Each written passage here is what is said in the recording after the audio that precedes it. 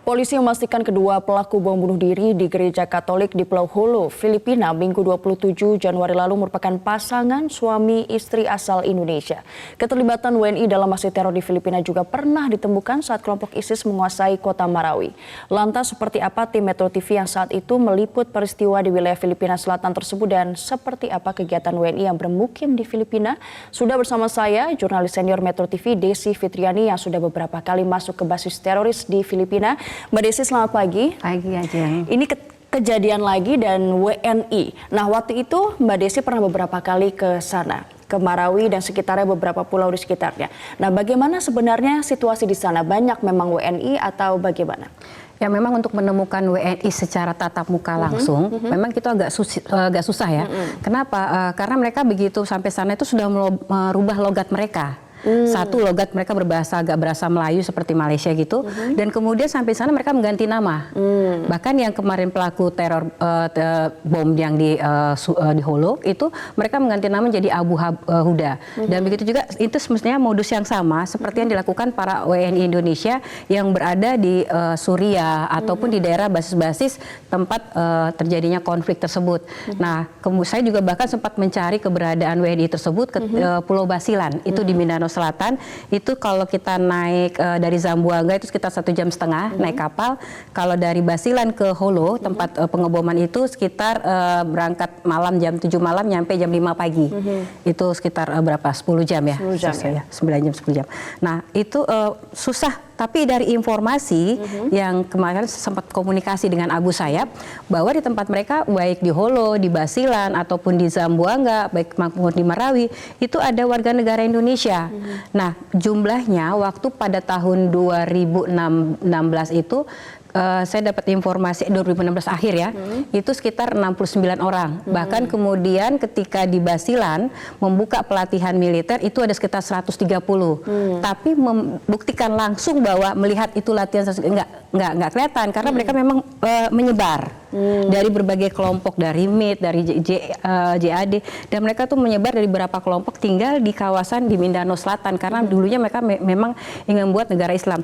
Dan ini mereka semakin kuat ketika ISIS membuat camp Asia Tenggara itu di Filipina, di Mindanao Selatan, dan mereka menetapkan Amir untuk ISIS di Filipina itu adalah Isnilan Hapilon yang mati tertembak di Marawi 2017 bersama dengan Omar Khayyam.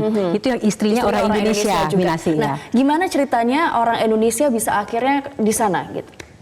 Ya, karena mereka kalau yang selama setahun terakhir ini kan ketika Indonesia melakukan operasi besar-besaran, persiapan Asian Games, persiapan KTT waktu tahun kemarin dan tahun ini ya, itu mereka akhirnya minggir ke sana. Tapi sejak Februari 2017 perkembangan ISIS yang ada di Filipina itu orang-orang WNI itu banyak yang ke sana, dan itu terbukti bisa membuktikan adanya WNI di sana adalah ketika pada saat Marawi itu kan gabungan kelompok Abu Sayyaf dan beberapa kelompok lainnya, ada MIT, ada JAD, ada juga AKP ya, dan kalau nggak salah juga ada dari Abu Sayyaf, Isnilan Hapilon, dan juga dari ISIS itu ada yang mati tertembak. Itu pertama itu kalau nggak salah ada sekitar 30 orang, ada satu orang Indonesia itu namanya Aiman Marzuki.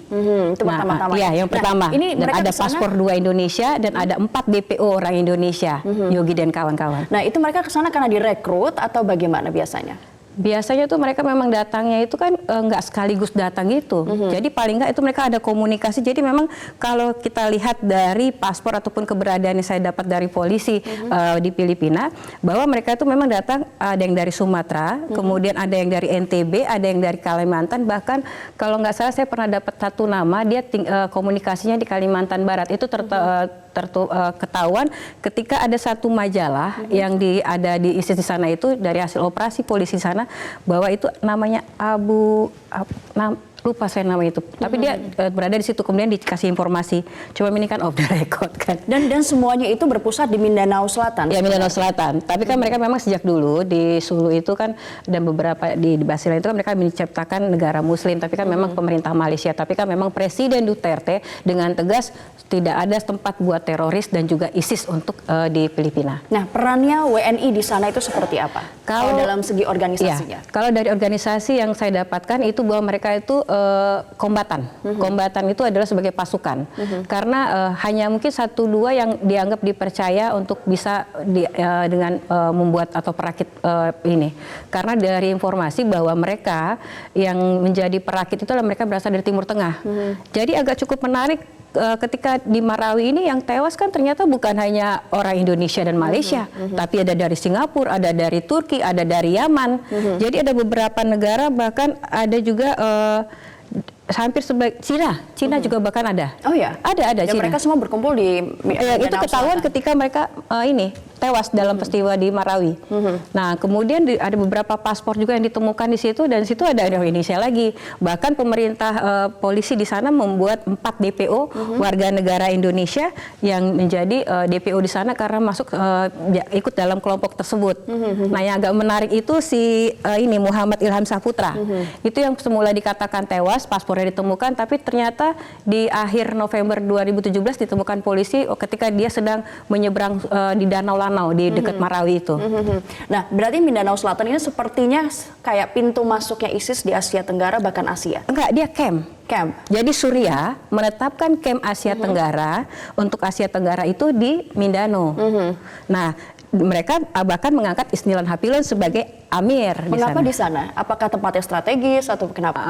Mungkin seperti itu ya, karena dia kan daerah kalau dari Indonesia. Sebenarnya kalau orang WNI masuk sana kan kalau dia dengan secara legal, dia pasti akan terlacak dari paspor imigrasi. Tapi permasalahannya mereka ini kan pintar. Pintar, mereka bisa masuk. Kalau kita dari Kalimantan, bisa kita dari Sabah kita bisa ilegal ke Pulau Tawi-Tawi. Kalau kita mereka dari naik kapal ya? Iya kan di situ kapal nelayan, biasanya nyamar-nyamar jadi nelayan. Cuma kan kalau lewat Tawi-Tawi terakhir-terakhir ini kan ada penyanderaan sejak 2016, agak sedikit rawan. Nah, salah satu bisa juga mereka dari Kalimantan, tapi dia agak belok ke arah ke pulau setelah Tawi-Tawi ke Sulu juga bisa, tapi agak jauh karena itu banyak pulau-pulau. Atau mereka dari Sulawesi, melintas dekat Marore, kemudian naik ke Jenderal Santos, Kota Bato, ke atas ke Marawi, atau dia dari Kota Bato ke Zamboanga itu sekitar 10 sampai 12 jam. Dari situ mereka tinggal ke ini naik kapal. Dan kita udah pernah ngelintasin semuanya. Jadi aksesnya sebenarnya cukup mudah kalau naik kapal. Bisa naik kapal, tapi kemudian sampai di Jensan di Filipina, daerah Mindanao Selatan itu bisa lewat darat semuanya. Mereka sudah hafal begitu ya jalur yang pasti mana? Udah ada ininya, udah ada ibaratnya yang menunggu lah. Sama seperti ketika orang melintas Turki mau masuk Suriah, orang-orang Indonesia yang masuk ke Turki, masuk ke Suriah gabung di ISIS itu kan sudah ada penunggunya di perbatasan Turki itu. Jadi mereka memang kedatang sana kan nggak mungkin kalau nggak ada yang bawa. Jadi memang sudah semudah ada. itu masuk ya, berarti kalau misalnya mau masuk ilegal? Ajeng mau masuk? Enggak. Enggak, tapi kita bisa bayangan. Jadi kalau bayangan. Saya pernah tanya kalau kita pakai mesin tempel 600 speedboat itu dari ujung Kalimantan itu sekitar 4 jam. Nah, patrolinya kan muter gini. Nah, mereka tahu jadwalnya, ketika muter gini mereka bisa masuk. Mereka terstruktur banget, berarti mereka tahu betul kapan celahnya. Ya, gitu ya. kapan pasti tahu lah. Kalau titik kejahatan kan pasti bisa dapat ini. Nah, tadi yang menarik juga Mbak Desi bilang bahwa modus ini sama seperti pengeboman di gereja Gunung Karmel di Surabaya. Ya. Ini kalau melihat yang kemarin 27 Januari seperti apa? Ya, sebenarnya waktu 2 hari setelah pengeboman di gereja di Solo itu kan polisi di Filipina mengatakan bahwa ada 2 WNI yang terlibat karena memang pelakunya itu yang perempuannya Ulfa Handayani itu berada di dalam gereja katedral pada pukul 8.45. Nah, setelah mengantarkan istrinya, kemudian Abu Huda itu keluar. Dia jadi ada 2 bom yang dibawa dengan menggunakan tas ransel. Nah, kemudian itu kan meledak. Jadi ketika dia ketahuan bahwa ada 2 WNI sepasang, ini adalah modus yang sama seperti yang di Surabaya.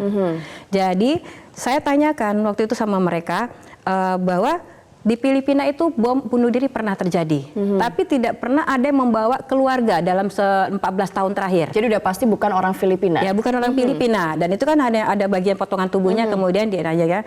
Jadi mereka bilang ini sama seperti yang terjadi di Surabaya. Jadi di Surabaya membawa suami membawa istri dan anak-anaknya. Cuma ini tidak ada bawa anaknya.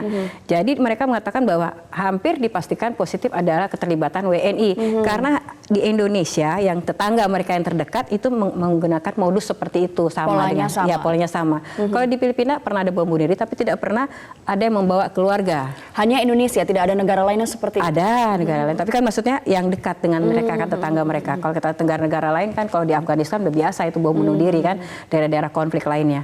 Oke, Desi Fitriani, terima kasih telah berbagi informasi mengenai pengalamannya. Selamat bertugas Sama-sama lagi. aja. Ditunggu liputannya yang seperti tadi. Ya, pemirsa, kami akan hadirkan informasi penting lainnya ke hadapan Anda usai jeda pariwara berikutnya. Tetaplah di Metro Pagi Prime Time.